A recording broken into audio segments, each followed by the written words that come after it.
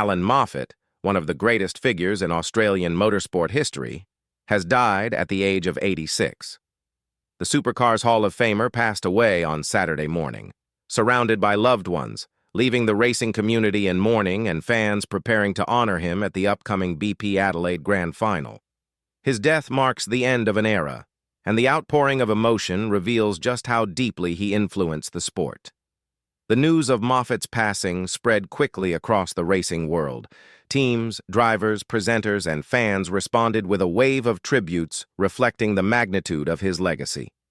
Crowds have already begun gathering ahead of Practice 2, set for tomorrow at 10:30 a.m. local time, knowing that this year's Adelaide Grand Final will be more than a championship decider. It has become a moment of collective remembrance for a man who helped shape 3 decades of Australian racing and inspired generations with his fierce skill, competitive fire, and unforgettable presence. Moffat's career reads like a monument to motorsport excellence. He won 4 Australian Touring Car Championships, 4 Bathurst titles, and 6 Sandown races. From 104 championship starts, he secured 36 victories, giving him a remarkable win rate of 34.6%, the highest of any driver with at least 20 wins.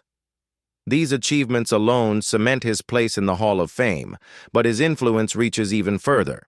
He was a central figure in Australian racing culture, a symbol of Ford performance, and the face of some of the sport's most iconic rivalries, especially his battles with Peter Brock.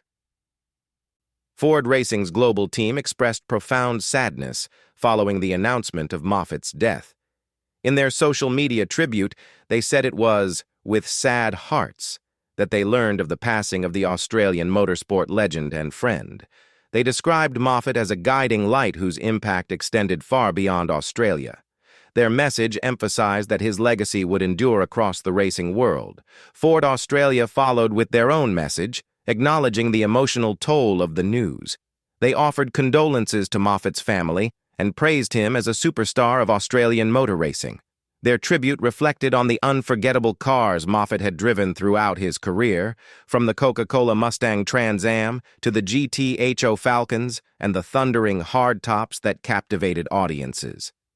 These machines, and the man who drove them, defined an era. Their post concluded with a simple, deeply felt line: Vale, Allan Moffat. The Shell V-Power racing team also honored Moffat, sharing a touching image of Dick Johnson and Dr. Ryan Story standing with him. Their message described the day of his passing as tremendously sad for motorsport.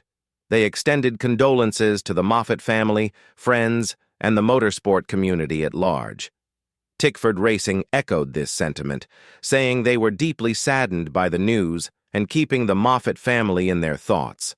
For a team that has run multiple Moffat tribute liveries over the years, the loss is especially meaningful. Across the paddock, drivers took to their social channels to share their own reflections. Some posted a simple RIP message. Others described how Moffat had inspired them from childhood. Many admitted that long before they ever sat in a supercar, they watched old footage of Moffat conquering Bathurst, studying his precision and absorbing the essence of what it meant to be a professional driver. Presenter Mark Beretta captured what many fans felt. He called Moffat a wonderful man, an incredible driver, and a personality whose rivalry with Peter Brock would never stop being talked about. That rivalry, made famous during Bathurst battles in the 1970s, became a defining story in Australian racing. Moffat versus Brock didn't just draw crowds. It created lasting memories that shaped the identity of modern motorsport in the country. Beretta's words reminded everyone that legends are not defined only by championships, but by the stories people continue to tell. Longtime rival and friend Larry Perkins shared one of the most heartfelt responses. Through the Perkins Engineering page, he wrote of the sadness he felt at losing his dear friend. He said Moffat had been a wonderful friend to his family over many years, and that he would be deeply missed. He extended condolences to Moffat's family and signed the tribute along with Raylene, Nicola, Jack, and Tara Perkins. His message highlighted the personal bonds formed within the racing world. Bonds built through years of competition, respect, and camaraderie. Racing legend John Bowe offered another moving perspective. For him, Moffat was the first truly professional driver in Australian motorsport. He described him as a special man whose accomplishments were widely recognized, but noted with sadness that the dreadful disease that ultimately claimed him prevented him from enjoying the full appreciation of those accolades in his later years. Bowe recalled that during the Sierra Cosworth Group A era, Moffat had once tried to hire him to race the ANZ car. Though Bowe refused out of loyalty to Dick Johnson, he shared the story to emphasize how much respect he had for Moffat. His tribute continued with deep gratitude for those who helped Moffat through his later life, particularly Phil Grant and LP. He ended by saying that Moffat would be remembered forever by him and by the family who had loved Moffat since the mid to late 70s. His final words, "If there is a heaven, there are plenty up there to race with," captured a sentiment that resonated with fans across Australia. As preparations for the BP Adelaide Grand Final continue, fans are making their way to the event with a renewed purpose.